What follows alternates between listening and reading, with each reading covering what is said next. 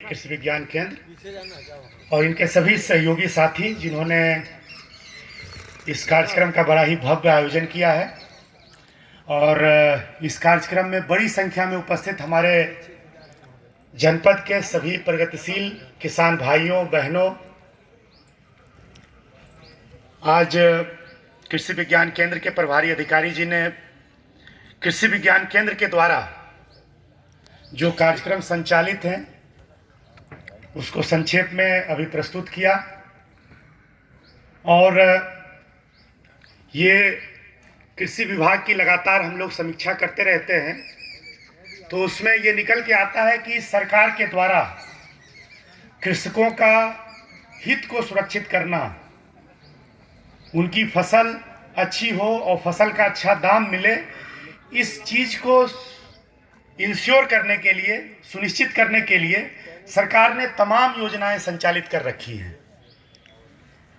और ये किसान मेला उन सारी योजनाओं को किसानों तक उसकी जागरूकता हो, किसानों को उसका लाभ मिल सके, इसी उद्देश्य से आयोजित होती रहती है।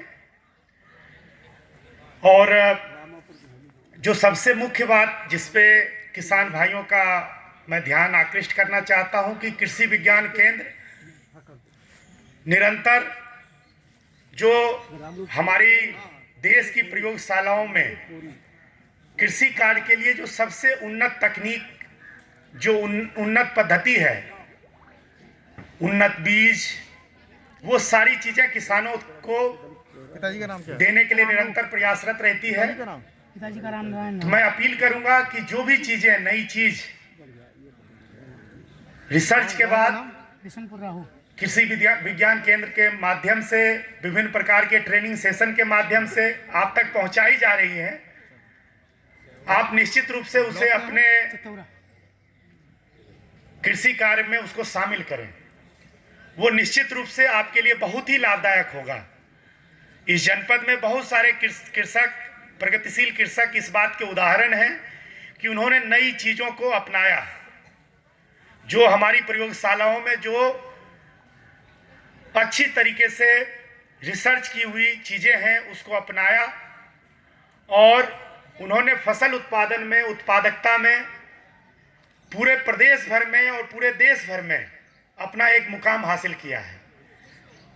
तो मैं जो बाकी किसान हैं उनसे भी अपील करूंगा कि आप अपने ही जनपद के जो अच्छे कृषि कार्य करने वाले किसान हैं उनसे प्रेरणा लें और उसको अपने कृषि कार्य में शामिल करें। जो सरकार की योजना है, एक उद्देश्य है कि किसान भाइयों का आमदनी दुगुना हो, उसके लिए जरूरी होगा कि हम अगर बिल्कुल पारंपरिक कृषि करते रहेंगे और नई चीजों को, नई तकनीकों को अपनाएंगे नहीं, तो आमदनी को बढ़ाना एक मुश्किल कार्य होगा। तो मैं अपील करूंगा कि जो ये सारी चीजें आ रही हैं उसको आप अपनाएं। हमारे जनपद में धान की खेती, गेहूं की खेती, दाल की खेती, फल सब्जी की खेती, गन्ने की खेती, ये सारी चीजें बहुत अच्छी तरीके से होती है। हमारी जमीन उपजाऊ है। हर विभाग अपनी अपनी योजनाओं के माध्यम से आपको सपोर्ट कर रहा है। हमारी चीनी मिलें अच्छी तरीके से चलें, किसानों को सही समय पे सही दाम मिले, इसके लिए हम लोग अपनी मॉनिटरिंग के माध्यम से ये इंश्योर करते हैं। और ये बिल्कुल दावे की बात है कि पहले की तुलना में अभी सरकार के निरंतर मॉनिटरिंग के माध्यम से चीजों में बहुत सुधार आया है और हम लोग लगातार प्रयासरत हैं कि चीजें बेहतर से बेहतर होती जाएं। अभी हम लोगों ने हल्दी के जो किसान हैं उनसे इंटरेक्ट किया था, उनकी समस्याओं को सुना था। उनको अपनी उपज का बहुत कम दाम मिल पा रहा था क्योंकि यहाँ पे प्रोसेसिंग नहीं थी। हम लोगों ने एक प्रोजेक्ट बनाया है हल्दी प्रोसेसिंग प्लांट का, उसके माध्यम से ना केवल किसानों की आय दुगुनी होगी, बल्कि मुझे लगता है कि तिगुनी चार गुनी हो जाएगी अगर हल्दी की प्रोसेसिंग प्लांट के माध्यम से हम उनको लाभ पहुंचाएं।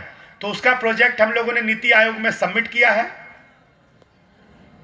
जल्द ही किसान भाइयों को उसका लाभ हम लोग दिलाने में सफल होंगे। उसी तरीके से हमारे जो किसान केले की खेती कर रहे हैं,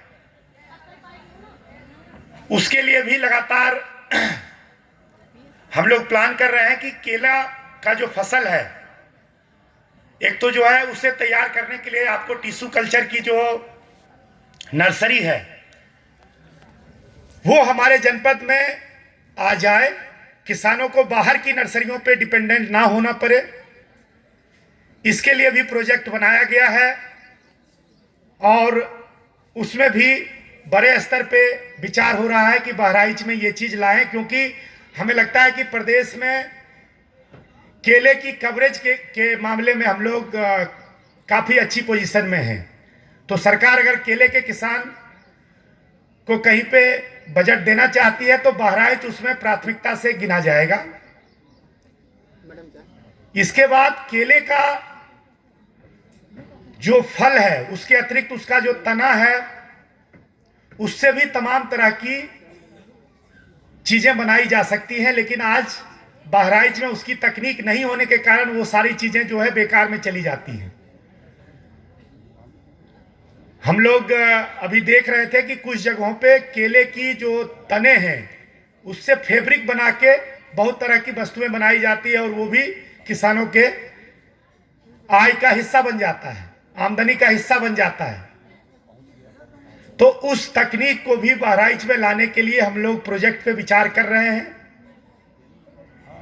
ये सारी चीजें आमदनी को किस तरीके से बढ़ा सकते हैं। सिर्फ हम केले की फल पे डिपेंडेंट रहेंगे, उसके तने को ऐसे ही बेकार जाने देंगे, या केले की फल जो है उसकी प्रोसेसिंग नहीं करेंगे, उसकी क्वालिटी नहीं बढ़ाएंगे, तो मार्केट में हमें अच्छा दाम मिलना मुश्किल रहेगा।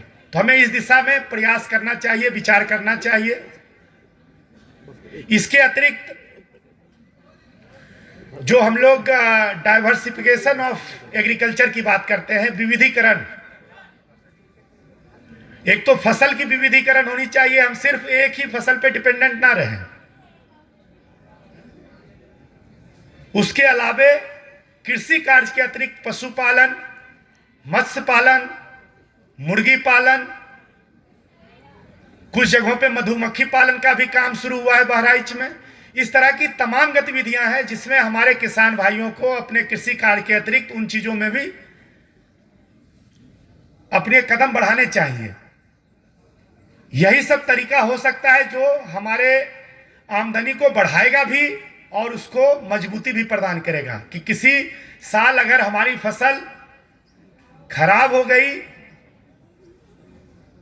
तो दूसरी जो आमदनी है वो हमारे लिए बहुत कारगर साबित होगा। यदि हम एक ही चीज पे डिपेंडेंट रहेंगे तो मौसम के कारण या मार्केट के कारण किसानों के लिए ऐसी स्थिति हो जाएगी कि उस नुकसान को झेलना मुश्किल रहेगा। लेकिन अगर हम कई चीजों में इन्वॉल्व हैं तो हमारी आमदनी वैसे समय में भी हमारे लिए काफी अच्छे सहारे का काम कर सकती है।